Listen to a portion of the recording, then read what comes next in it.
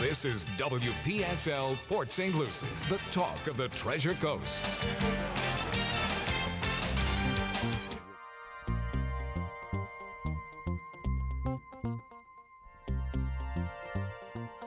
Opinions expressed on the following program are not necessarily those of WPSL, but the hosts and guests.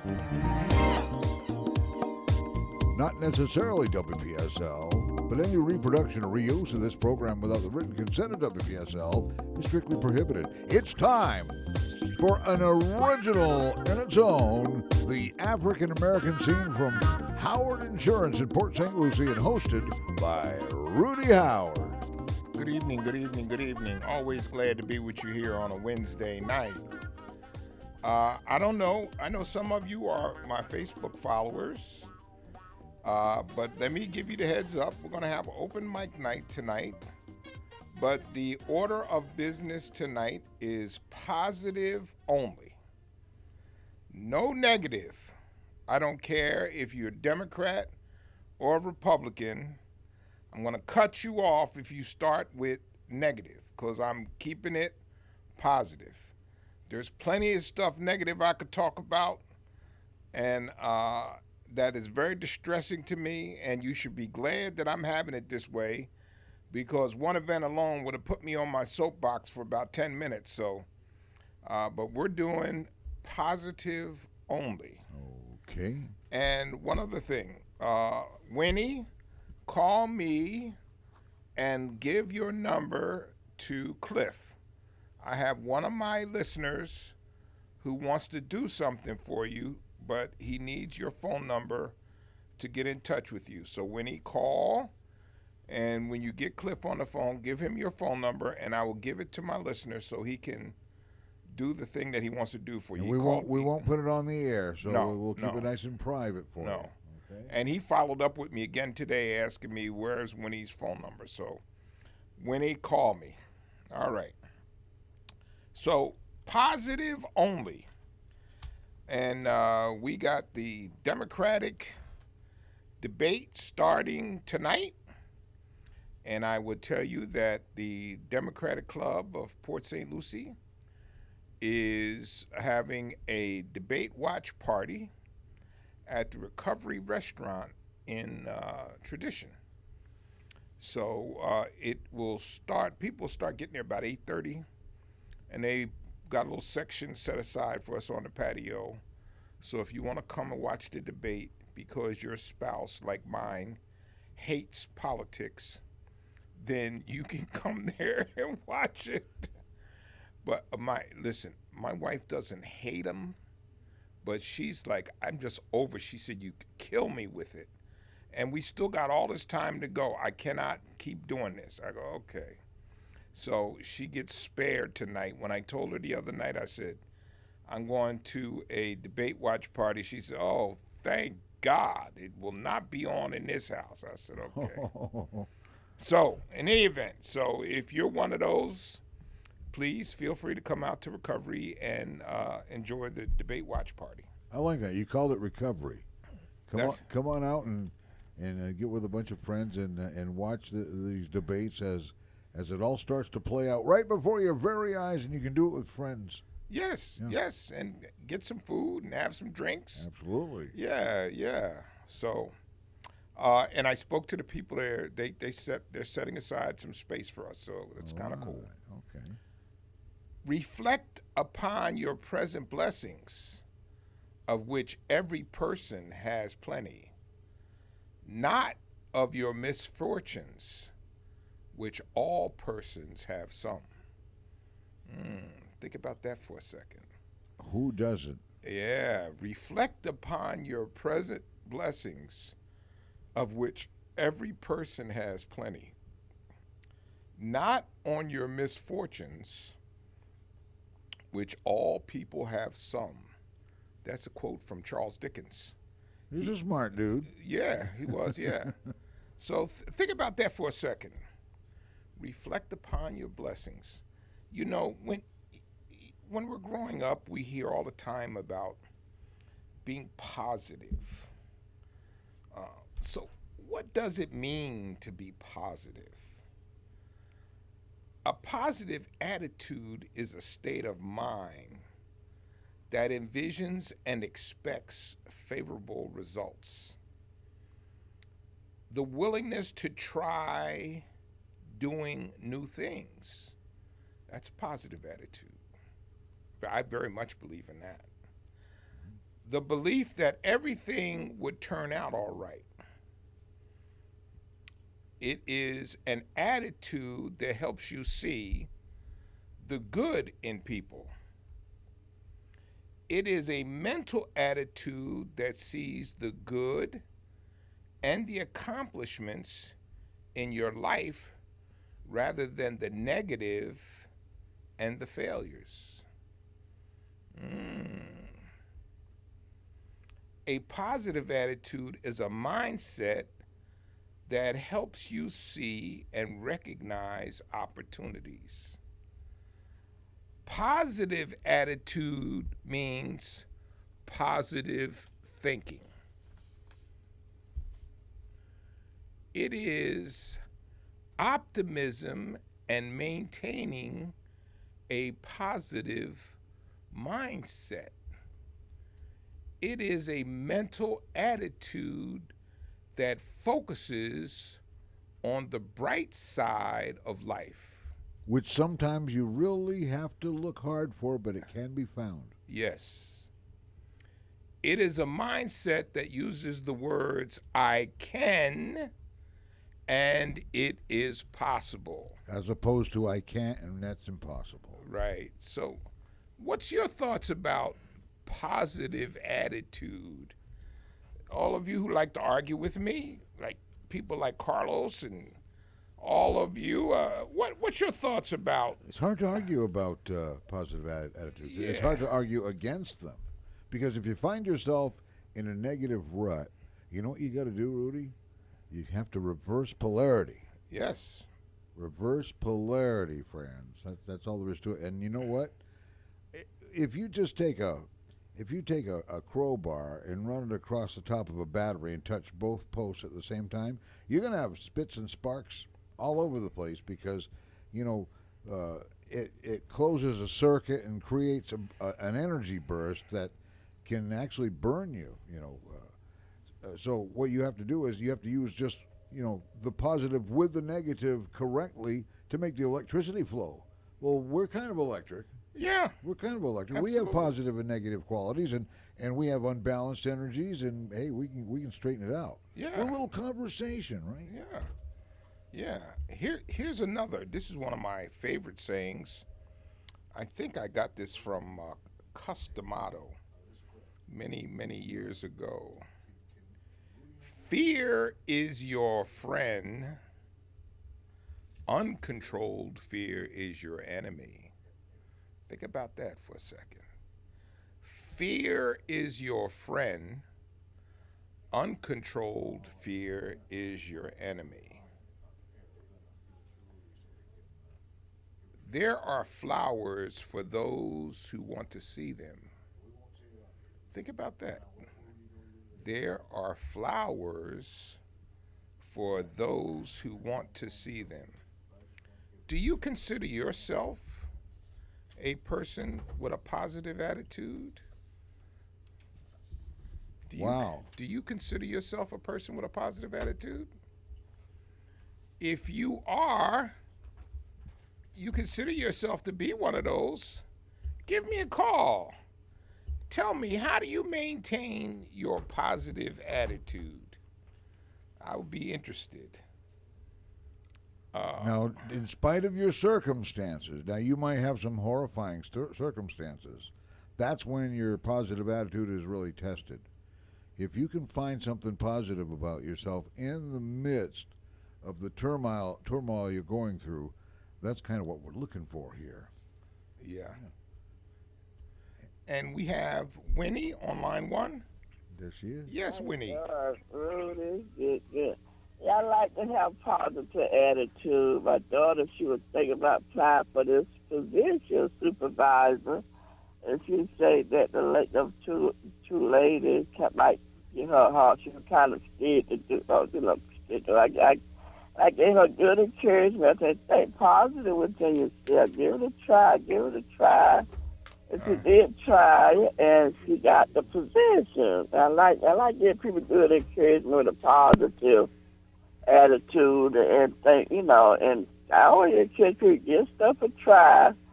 You give stuff a try, no matter what the circumstances is, give stuff a try anyway. And you never know till you try and everything. So that's what I want to ask you. Are you going to look at the debate tonight and tomorrow night? Oh, absolutely. Absolutely, I'm going to look at it. I'm going to try to sit through the whole thing both nights, but I ain't going to promise that. But I'll definitely be looking at it. Oh, that's good. Me too. Look at it also. I like to keep up what's going on. Okay. And Joe Biden, he might be a good catch to be the nominee. I'm just talking. I don't know. Yeah. But a lot of people like him for Barack Obama, vice president. Now he kind of cool himself a little, kind of quiet, but he's cool. Yeah. It's like this. Yeah, I like him. Yeah. Okay, then we'll be talking. Have a good day, you All right, Cliff. all right, Bye-bye. take care. All right. And we have Ralph on line 3. Yes, Ralph.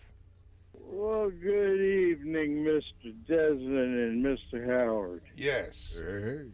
Yes, sir. Well, on my next birthday rolls around in November, I will be 70 years old. All right. And I love the discussion you're having tonight on how to keep a positive attitude. Okay. And I'll just pass on to you a little bit what mine is tied into. Okay. I'll give you a little bit of background. I've been through it all. I've had 4 children, 2 boys and 2 girls. I have visited 2 of the 4 in mental institutions.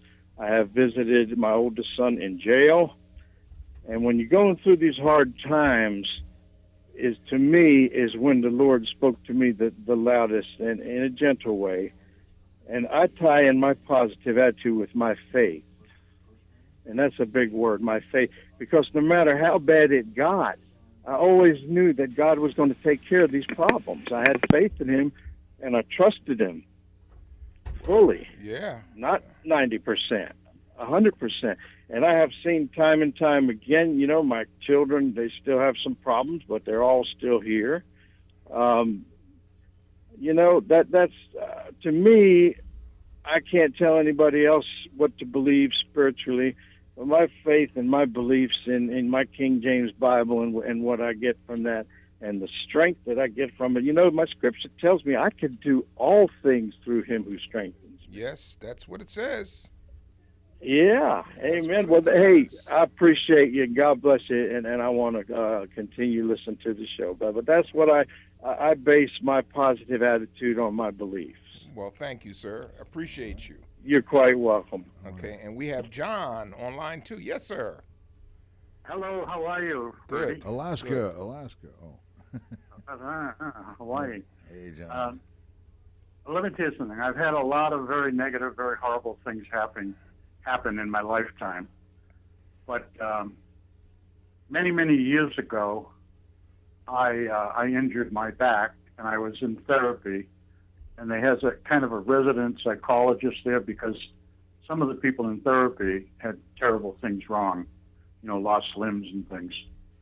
And he had a little sign on his desk, and it said, "Every crisis presents an opportunity." So sometimes, good things can come from a bad situation. And I believe in that. And I have a lot of inner strength, some insight, some wisdom, a little bit of knowledge, common sense. These all things work in my favor. I try to keep a positive attitude, and I'm always very optimistic. And I think I got a lot of that from my mother. She was that type of person, Yeah. It's very. One day I remember I just bought a house up in Boston, and I was on the roof, and there was a problem with the chimney, and I said, why me? And then I said to myself, why not me? Why does it always have to be somebody else that has, something go wrong or a problem? And it's all part of life, Yes, it is. And I'm going to tell you an absolute true story. I'm an animal lover. Cliff will tell you. I've always had cats and dogs, for the last 60 years that I can, well, even longer than that when my family always had a pet. But I had a cat. I probably had him about 8, 9 years. He lived to be 19, but he was probably about 9 or 10 years old. And I had a real bad day. The septic tank backed up. My battery was dead in my van. And I'm standing in the kitchen. It's late afternoon. He was hungry, so he was around my legs, trying to get my attention. And I came in the house. I was really down and really disgusted. And I said, "What next? What the heck else can happen?" And Rudy, he backed up and peed on my leg. Oh, Jesus. And I said, I'll never ask that question again. And he had never done anything like that, Yeah. But, and my humor keeps me going. That's why I always like to leave people laughing. It's so good for you. You can't feel bad when you want to know what else could possibly happen. Well, you got an answer to that. I got you. That's why I don't ask anymore, Absolutely. Yeah, well, you always have had a good sense of humor, so I appreciate that about you. No, I like to make people happy and make them laugh. It makes me feel good too. And I'd rather leave on a positive note than be negative all the time. How's your cat doing? Well, he's got ear mites, Yeah. Oh yeah. Well, thank the you, other John. thing that makes me happy. Okay, go ahead. Okay. The other thing, Rudy, is swap shop. Ah. Uh-oh. That makes you happy. That makes you happy, okay. It makes me happy, yeah. I got to go. I got another call. Yeah, all right. Thanks, John. All right, thanks for listening. Bye-bye. And we got Bill on line 1. Yes, sir. Hey, Bill. Hey, Rudy, how are you? Okay. Good. Like the theme of the show, positive. If we could, with everything that's been going on lately, if we could have some positive, oh boy, let's jar it up and save it for another day too. Yeah. But Break off a little piece to grow for next week or something. I was listening to some of the John's comments just now, and I have to agree with him because it's hard to explain, but like you go through life, okay, and you're thinking to yourself, well, God, if I could just have a little bit bigger house, if I could have just a little bit nicer car, and if I could just have more clothes and more money to do this, that, and the other with, and then you look at all the people that have all that stuff, and they're grumpy and they're grouchy and they don't have a positive attitude, and this is happening to them, this is happening to them, this is happening to them, and then you got to stop back and you got to sit back rather, and you got to get a reality check and say, you know what, maybe my house isn't so bad, maybe my car isn't so bad, and maybe I can sell my clothes and reuse them and whatever. But and in closing, I just wanted to say, if I may, I think I know that lady Winnie that calls you all the time. I recognize her voice. I think I know where she works at. And there's a lady. There's an example of positive attitude, because I've seen her work. I've seen her interact with people, and I've dealt with her too when I was in her place of employment. And she's a sweet lady. So there you go. There's another example of positive. But that's about all I got, guys. So thank you for having me on. Appreciate it. Great show, Rudy, as always. Yes, thank I'll be you. listening. Thank you for calling, Bill. And in line with what Bill just said, let me give you this saying.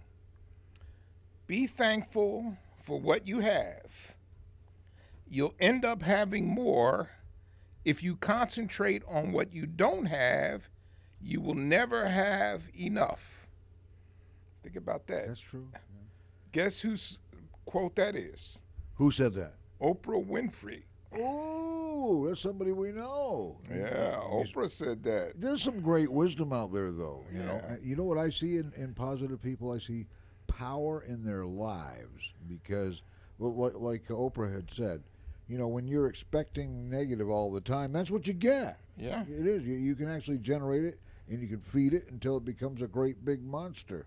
But that positive attitude can empower you, can actually empower you. It's like being in the darkness and turning on a light. and all of a sudden, what happens? You can see, you know. Sometime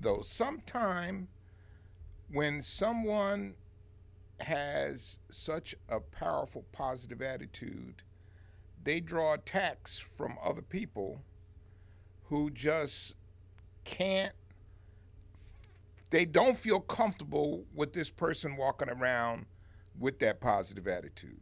I've seen They it. can't stand it. Yeah, they can't stand it. You know? Sylvia on the swap shop says, always keep smiling. And I add, if you do that, everybody will wonder what you're up to. Yep. They can't handle you being positive because there seems to be something wrong. They're not that positive as you are. Yeah. What's going on? Exactly. It's just an easy lesson to learn in life, but that we always have to learn the hard way. Yes, we do. Yes, we do. We have to continue to be positive, and it's not always easy, cause we do go through issues. You know, I've had some physical issues, and I wondered, you know, Lord, why you give me this? Nobody hardly ever gets this, and you'll give it to me. But you know, then I say to myself, you know, my wife and I were talking not long ago. You know, we've been together for 33 years. We certainly have done some dumb stuff. But one of the things that we did that was right is our house. We love our house. 2,200 square feet. I don't need an inch more space. She and I both said, I'm perfectly content. If I hit the lotto tomorrow, I don't think I'd move. 'Cause I like my neighborhood. I like the size of my house. It's very comfortable. And, you know, we've been there for, it'd be 19 years this year. So, you know, what else do I want? You know, I got very, very comfortable place that I live in. And I'm very thankful for that. You know, that I was able to build a house from scratch. That was very nice. And anything that came negative upon you, did it slow you down at any point? No. I had some setbacks, but you know what? I just kept on going. Push forward at all times. Yep. That's what you really got to do that. Yep, you do. You can't let anything knock you down. And we got Bob. Yes, Bob. Hello, Rudy and Cliff. Hey. Yay. Positive attitude. I am totally blind, have been my entire life. I am in a church choir. My music is very, very seldom in Braille. I memorize most of it. And people keep asking me, how do you do it? Some of the music that we do is older than dirt. And what I don't know, I mouth enough so people think that I know it. And it doesn't, you know, it's not stopping me for, you know, I could if I wanted to. Oh my God, I'm blind. I don't know this song. I'll never learn it. Shut up. Are you familiar with a guy named Don Whaley? Don Whaley. No, I'm not. Don Whaley passed away last year or the year before, but he was a blind evangelist, and he'd play guitar in his lap. And he'd play piano in any style, from Gershwin to Ronnie Milsap to Ray Charles to Liberace even. And he was blind most of his life. And you'd introduce him to 10 or 12 people. And while he was doing his concert, while he'd do a little chit chat, he'd tell you something about all of those people that was introduced to him, and something about them that he had sensed through the senses that he had keenly got worked up really good. He could. I always said he could see more. A blind man who could see more than I could. It was absolutely amazing. Absolutely amazing. But you sure his name was Don Whaley, or was it Seymour Clearly? I like that. Hey, you know, here's a funny story. When I was in New York City, And I was in the subway, and this lady was coming into the subway, and I could see that she was blind, and she had her stick. So I tried to help her go down the steps. She blessed me out, Bob. I mean, she blessed me out. Whoa. I'm an adult. How dare you? Blah, blah, blah, blah, blah, blah. I was like, oh my God, I was trying to be nice. She chewed my butt out. I'll never forget that long as I live. I said, okay. So needless to say, in the subway, I never did that again. I said, I guess people. Wow. Yeah, how about that? Yeah. Well, if I ask for help, that's one thing. But the one thing I do not want is unsolicited help. Oh. And if someone says, "Can I help you?" And I don't need help, I very politely say, "No, thanks."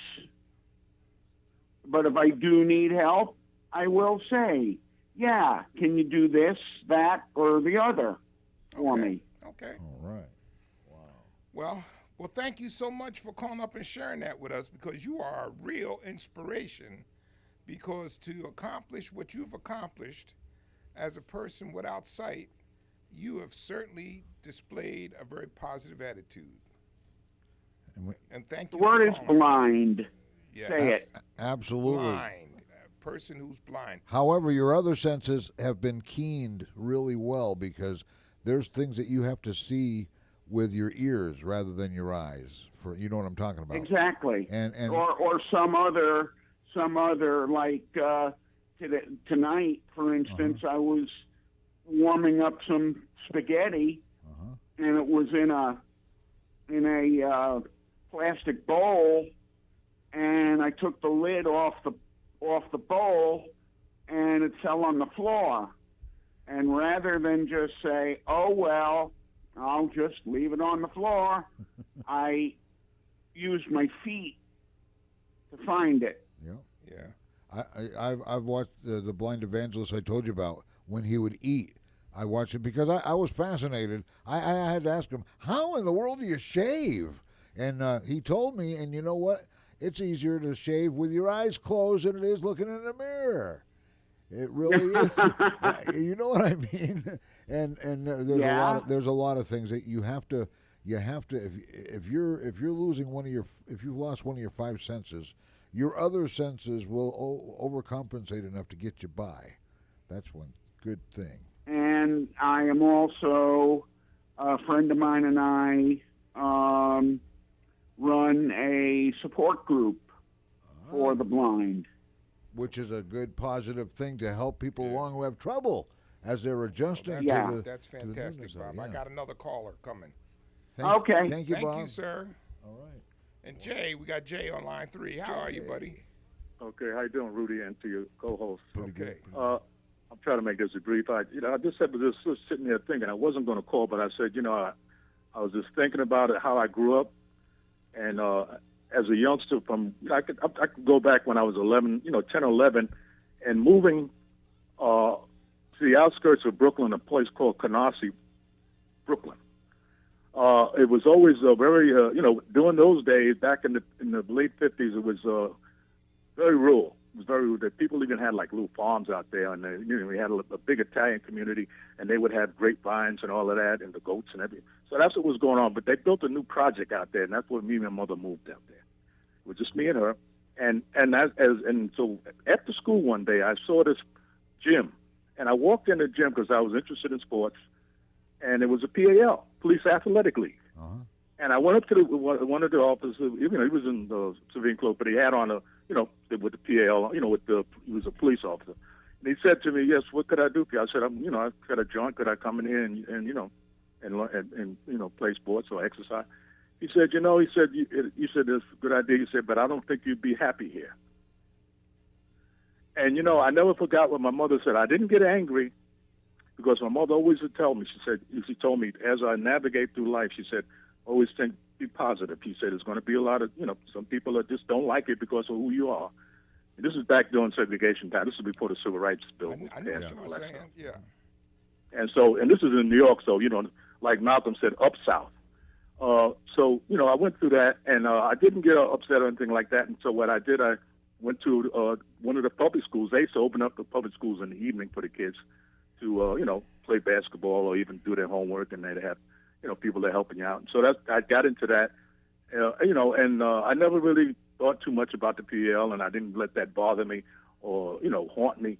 And I kind of navigated through life with that positive attitude, even when I became an adult, and I went into the military and, went through those changes. And like I would train guys after I learned, I mastered my career field.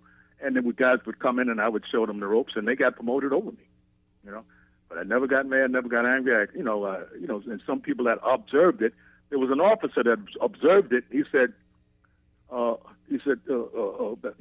Emmett Bell, he said, don't worry about it. He said, you're going to be okay. He said, you're going to be, because you're smart. He said, you know how to take care of yourself, and you just mastered what you're doing. You said you wanted one of the best airmen in here with in communications, giving us, taking care of what we have to do. He said, don't worry about it. Just keep that positive attitude that you have, and things will work out. He said, it's just the way people are. You can't change that. And it went on and on with me, and right up until I got out of the service, got a job with the New York City Department of Sanitation. After I passed my 6-month probation, I was, in the district with, a bunch of guys that have been on the job 15, 20 years.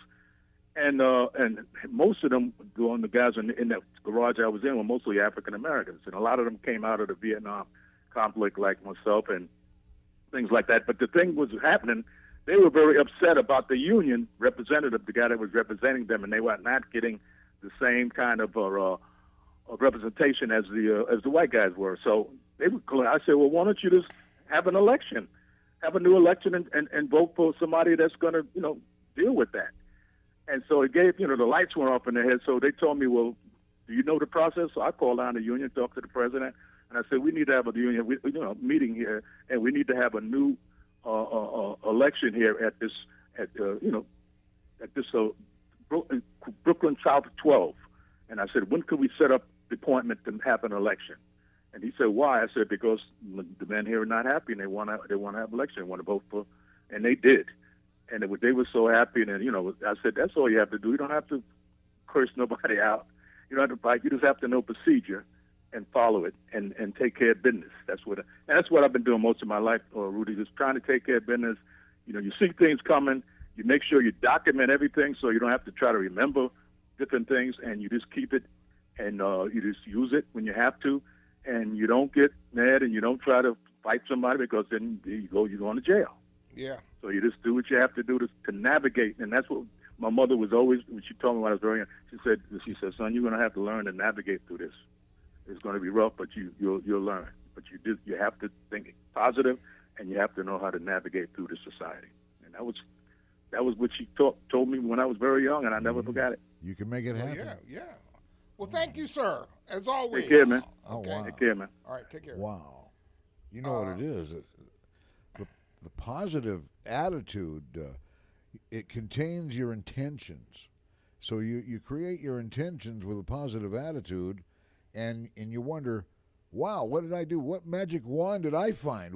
What's all this good stuff happening? Well, it's like you've heard of they have a law of attraction, where the positive attracts the positive. Where in the electrical field, positive and positive repel each other. Negative and negative repel each other in the physical physics realm and electricity realm. But in the human realm, we can get together and make a double positive. It was once said by somebody on a morning show around here somewhere that in the English language, there's no such thing as a double positive. And the other guy said, yeah, right. That's cute. Well, I will tell you, part of the thing about being positive, too, is I will tell you, my first management job, and I got promoted. I was in Massachusetts. I got promoted to go to Maryland. and to head up the operation down there. And I don't mind telling you, I was absolutely petrified.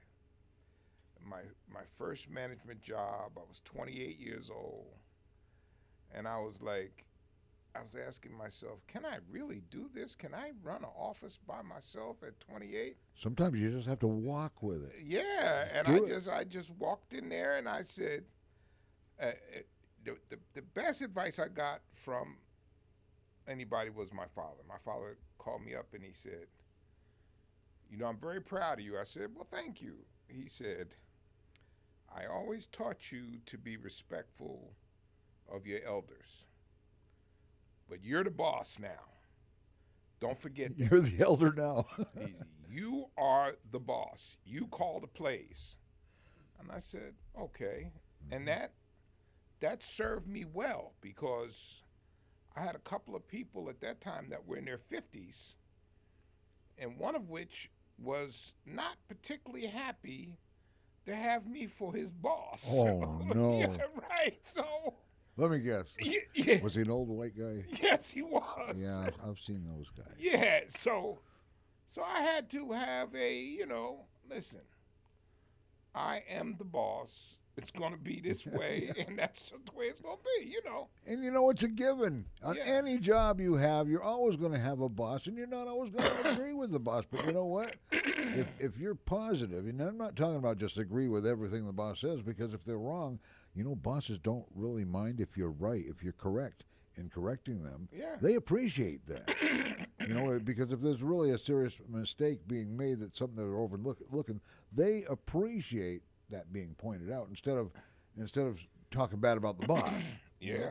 And that is negativity that could lead to worse conditions in your job situation. I had in that office, I had a very bright young lady who was working on her MBA, and she was kind of my supervisor, human resource person.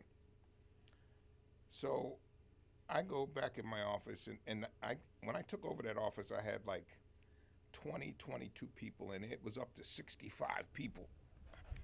And I was in my office one day, and I was just grousing about, I don't know why they can't do this and do that, this and that and the other. And she came in, and she looked at me, and she said, that's why you're the boss. I looked at her. She said, It made sense, didn't it? Yeah, she said, that's why you're the boss. That's when the light comes on, and you go, wow.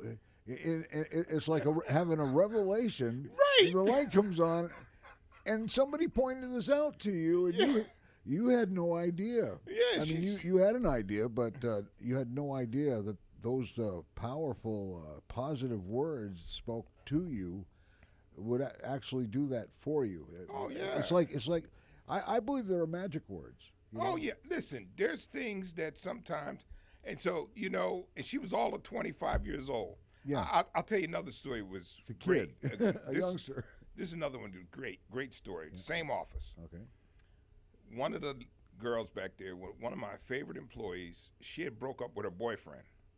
Oh, my. So she's back there boo-hooing. And, I ignored it for about, 5 minutes or so. But then when it got on to about 15 minutes and the girls were all hanging around her desk, and the tears are falling, and I went back and said, okay, ladies, that's enough of this. Go back to work. Oh, starting the next day, I couldn't find any of my mail. Oh, no. I couldn't get any of my files. And I had a little old white lady that worked for me, and she must have been in her late 50s. And she walked into my office, and I was sitting there, my head in my hands, and she said, Mr. Howard. I said, yes, ma'am. She said, you're a pretty intelligent guy. Can't you figure out what's going on? And she didn't say anything else, and she turned around and left. Didn't have anything to do with drama, did it? I went back to that same section, and I called all the girls together, and I said, listen, I'm new, I'm young at this job. I'm really sorry if I hurt anybody's feelings, but I'm just trying to do the very best job I can do. And they all just looked at me. They didn't say anything. I went back to my office, and about an hour later, everything started showing up again. Oh. I'll never forget that lady just said, you're a pretty smart guy. Can't you figure that out? And I'm like, oh, okay. But they confirmed your confidence was confirmed in them. Yeah. And when that happened, the problem went away, and you started finding all your stuff. Yeah. Well, listen, being a good manager is like being a mad scientist. Fine line. Yes. You have to figure out what buttons to press to make people go. And then you have to know what buttons to press to That's keep them right. going. There you go. There was some people when I ran the New York City office, I had 90 people there. There was some people, all I had to do was come and sit down by their desk and say, how's your son? How's your family? Blah, blah, blah. I got people to this day that still write me in Facebook that used to work for me back then. And that was all I have to say. And then there was other people I could just go back and say, I'm very disappointed in you. Boom, that was it. Then there was other people I had to take them to the woodshed. Yeah. And get them going. But, positive messages more often yielded positive results. Yeah. And your positivity as the leader has a direct impact on the performance of your people. It's the energy that you emulate. If it's positive, it's going to do good for you and those around you. If it's negative, it's going to hurt you and those around you. Oh, yeah. One of the great stories I love is that the 49ers were in the Super Bowl, and they were in the huddle, and the game was really close, and Montana, it comes into the huddle, and he goes to the guys in the huddle. He said, hey, you see, that's John Candy over there on the sideline. And the guys looking at him like he was from Mars. He was just like saying, listen, man, there's nothing to worry about. We got everything under control. That leadership changed the whole dynamic of what was going on because it displayed a positive attitude about their ability to accomplish a task. And there's always the rule that you can attract more flies with honey than you can with vinegar. Yeah, absolutely. So, it's sometimes difficult, but a positive attitude is your best friend. But you just can't let people take that away from you because there will be people that will try to take that away from you because it may rain on their parade or they may become insecure by your positive attitude or your dynamism and attempt to tear it down. A lot are intimidated by somebody's positive attitude. Yes, absolutely. Yes, absolutely. I'm going to not going to do politics, but I think there's times that I've seen where a particular individuals have had such a dynamic attitude about some of the things they did that other people were it offended them and made them uncomfortable. So, but in any event, for you who are listening to me, just keep that positive attitude. Here's another little saying that you might find. We must find time to stop and thank people who make a difference in our lives. Ah. Do we do that? Do you take the time yourself to thank someone who has uplifted you and been a positive force The word is gratitude, Rudy. Yeah. You gotta exercise some gratitude. Yep. And then you can put yourself in a positive mode, and no matter what you're going through, it cannot even slow you down. I'm telling you from experience. But I don't slow down. I should be quite slowed down due to my circumstances, but I don't let them slow me down. No, you don't. I come in here every day, and it sounds just like I've run a 5-mile marathon before I come to work every day. I come in here sounding just like that, but you know that's not true. There's no way I could do that. and that's the most negative thing we said in the whole show. But you know what? I might not be able to run a little marathon, but it's not going to stop me from doing what I got to do. And that's the way everybody should be about what they do, because what we do is what we do. Nobody else is going to do it for us. We got to do it. So we just go forward and do it. And the rewards are many, because if you don't let nothing slow you down, well, people are going to see that and they're going to know that. You know. Well, you are an inspiration, because you come in here every day, wheelchair, and me having had the same condition that you have, I know the amount of pain that you go through each and every day, but you come in here faithfully and come to work. Well, you work for two awfully good people too. That makes it a little easier. Yeah, that does make it very That makes it a little when you work, easier. I'll tell you a big secret, friends. If you want to be positive about something, if you love your job like it's fun, it's not work. It's a job, but it's not like you're dragging it to work every day, because you're looking forward to it every day. Yeah. Look forward to it and expect good things to happen. You know, and if you're expecting of good things to happen, guess what? The law of random. I guess you know, when you do a survey and you get a percentage of people, that law of randomness ought to kick in every once in a while, at least 50% of the time. So you got a 50-50 chance at all times of changing that negativity into I'll positive. tell you, I guess almost 9 years ago, when I started this show, and Carol and Greg had talked to me about it, and I said, well, I don't want to do just a regular show. I want to do some things that might be a little controversial. And they said, well, we've known you long enough that you understand you can really talk about anything. It's just a matter of how you talk about it. Absolutely. Right.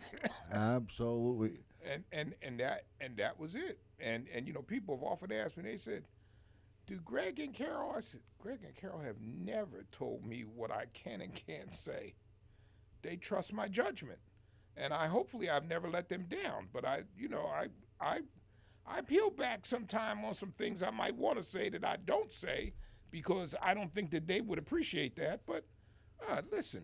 You know, part of having anything to do with this radio station doesn't require that we kiss the butts of the network guys, the big guys out there with the big conservative voices like Rush Limbaugh and Tom Sullivan. You know, I mean, we don't have to totally agree with everything, because it's a wide variety of ideas out there at all times. Yeah. We got to learn to blend together into this. We called it a melting pot for so long. It's really like a soup. And you let it simmer, and you put it on low and let it simmer, it's going to be real good. Yes, that's right. Just don't forget to stir it. Don't let it get stuck to the bottom. But listen, you know, the thing is that you want to do is keep your positive attitude. You know, sometimes I've heard people say to me, they say, well, you know, so-and-so is a little cocky about, you know, like LeBron might be a little cocky about his game. Well, you know what? If you're LeBron, you can. Right. When you're a great athlete, part of being a great athlete, having been an athlete, not a great one, but having been an athlete, you have to believe. Oh, yes. If you don't believe you are the best, you will never be the best. Right. And it's not an ego thing either. No. It's a positive attitude. Yes, to be the best, is. Yes. you have to know yourself and tell yourself that you are the best and go out there and be the best. Yes. Wow. Absolutely. So, and so a positive attitude for a sportsman is equally important, because they go out there and they challenge themselves and they challenge opponents every week when they go out onto the field. So I'll tell you, but it's what one of my fraternity brothers says, a setback is a setup for a comeback. Ooh, I like that. Yeah, that's his. Setback is a setup for a comeback. Yeah, setback is a setup for a comeback. Those are positive words that can change some circumstances right there. Yeah, absolutely. So we can't allow things to. It's like being a boxer in a ring. If you get hit with a right cross, you can lay down and go out, or you can try to shake it off and keep on fighting. You can underestimate your opponent and mess up, too. Yes, you can. You never want to underestimate your opponent. Never make any assumptions, because you know what assume breaks down to. Yes. But, wow, this was a different kind of show tonight, Rudy. Yes. I think it could catch on. Yeah, I hope that what I have been able to do tonight is make all of you think about being more positive in your own attitude and behavior. Dump the gloom and doom. Yeah, so that you can have a more positive effect on the people that surround you. And you sure can do that. Yes, works. you can. You can. So your attitude can rub off on other people. So keep that in mind. And I want you to take your positive attitude for the rest of the week.